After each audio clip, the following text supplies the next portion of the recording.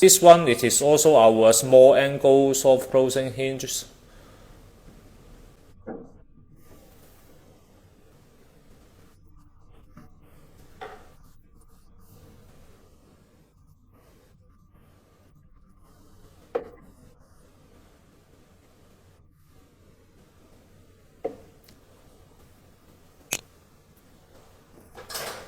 And we can also introduce our 3D adjustment for you.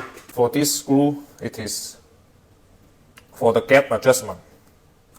And for this screw, it is for the up and down adjustment. And for the screws on the plate, it is for the cartilage adjustment. You can try to use as you see, it is changing. For the cartilage adjustment, when you use the screwdriver to adjust, you can see the hinges is going this way, the inside and outside way, you can see. And for this one, it is the gap adjustment. When you adjust this, you can see the hinges is adjusted in this way, the left and right. Then when you use the